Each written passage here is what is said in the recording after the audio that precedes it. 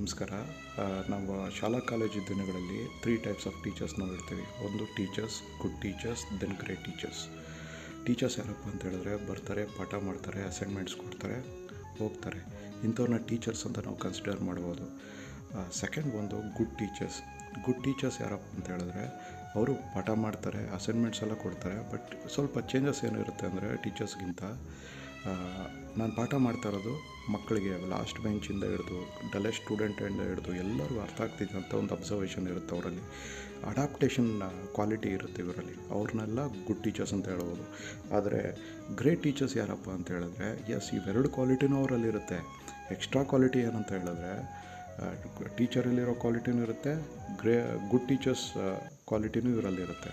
But great ಯಾವಾಗ ಆಗ್ತಾರೆ ಅಂತ ಹೇಳಿದ್ರೆ ಅವರು ಎಲ್ಲ ಹುಡುಗರನ್ನು ಒಂದೇ ಥರ ನೋಡ್ತಾರೆ.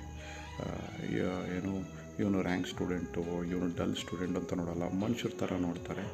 ಆಮೇಲೆ ಏನು ಬೋಧನೆ ಮಾಡ್ತಾರೆ, ವಾಟ್ ಈ ವಿಲ್ ಟೀಚ್, ವಾಟ್ ಈ will preach, will follow in is life also.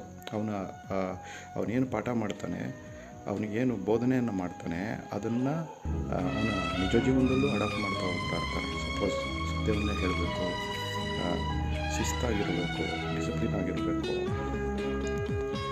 Plastic use ಮಾಡಬಾರ್ದು, ನೇಚರ್ನ ಪೊಲ್ಯೂಟ್ ಮಾಡಬಾರ್ದು, ಈ ಥರ ಎಲ್ಲ ನಮಗೆ ಬೋಧನೆ ಮಾಡ್ತಾರೆ.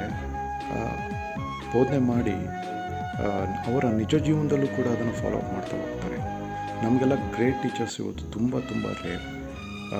ಇವಾಗೇನು ನಾವೆಲ್ಲ ಟೀಚರ್ಸ್ ಆಗಿದ್ದೀವಿ, ನಾನು ಸೇರಿ ಇವಾಗ ಯಾರು ಫ್ಯೂಚರ್ ಜನ್ರೇಷನ್ ಯಾರು ಟೀಚರ್ಸ್ ಆಗಬೇಕಂತ ಇರ್ತೀರಿ, ನಾವೆಲ್ಲ ಕೂಡ ಗ್ರೇಟ್ ಟೀಚರ್ಸ್ ಆಗಬೇಕಂತ ಒಂದು ಏಮ್ ಇಟ್ಕೊಳ್ಳೋಣ.